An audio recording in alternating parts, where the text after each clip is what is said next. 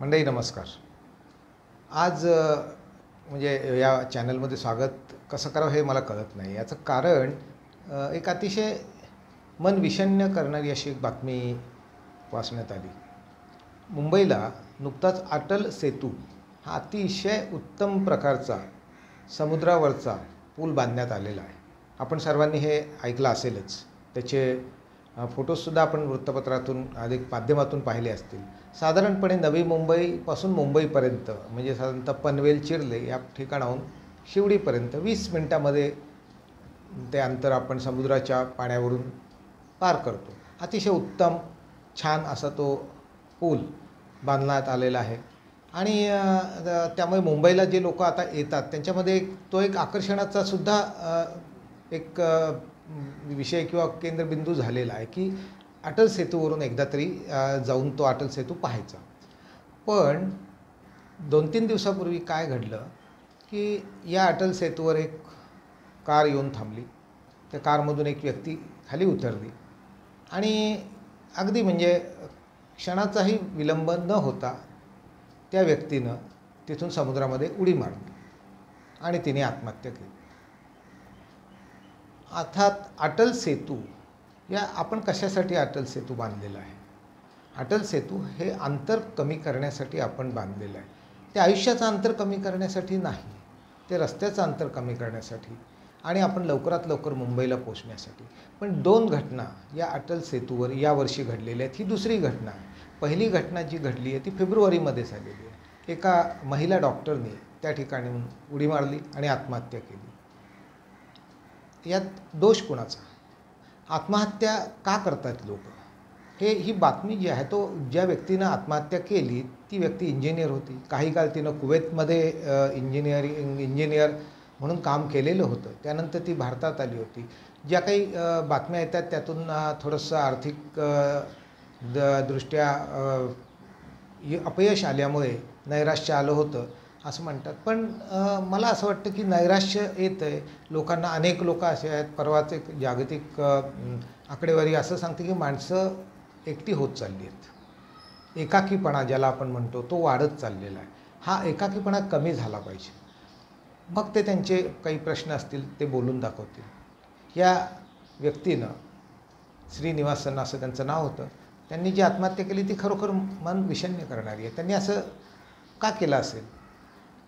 गाडीतून यायचं तिथं थांबायचं म्हणजे म्हणजे समजत नाही हे की माणसं अशी इतक्या टोकाला का जातात?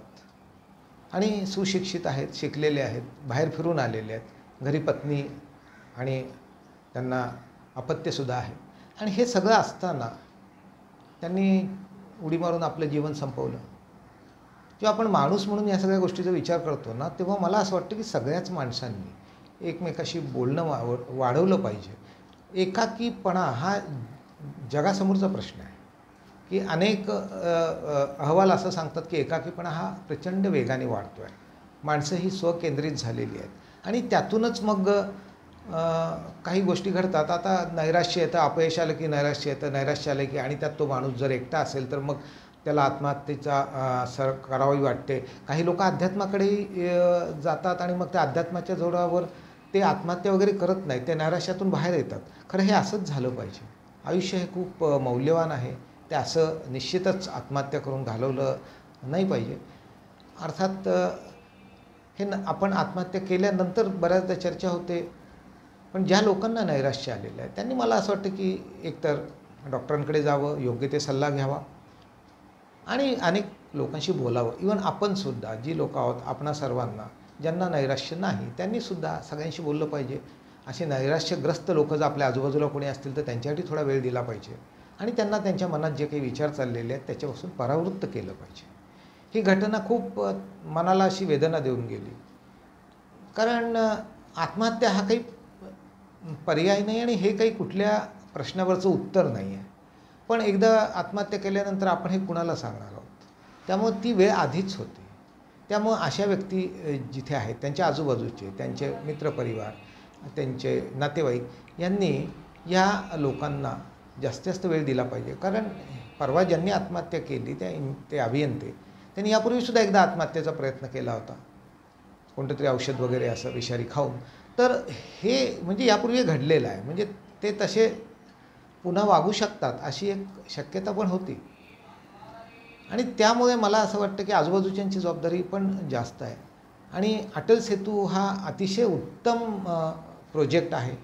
मग आपण म्हणू शकतो मुंबईची ती ऑलमोस्ट आता एक शान अशी झालेली आहे की सगळे जे मुंबईला येतात त्यांना ते बघण्याचा मोह होतो. आणि अटल सेतूवरून जातानासुद्धा आपणास एक एक असा एक उत्तम असा फील येतो. आणि अतिशय वेळ वाचवणारा चांगला प्रोजेक्ट आहे तो. तर तिथं अशा घटना घडू नयेत यासाठी थोडं प्रशासनाने लक्ष द्यायला हवं असं मला वाटतं. पण प्रशासन ते पाहिलं नंतर, पण साधारणतः ज्या अशा नैराश्यग्रस्त व्यक्ती आहेत त्यांच्या आजूबाजूच्यांनी थोडासा प्रयत्न केला तर अशा घटना टळू शकतील. अशा घटना टळणं हे समाजासाठी खरंच खूप अत्यावश्यक आहे. या घटनेनं खूपच वाईट वाटलं, पण घटना घडलेली आहे. पुन्हा ती घडू नये म्हणून यासाठी प्रयत्न होणं हे आवश्यक आहे, सर्वच पातळीवर, त्यांच्या कौटुंबिक पातळीवर आणि प्रशासकीय पातळीवर सुद्धा. आज इथेच थांबतो. धन्यवाद.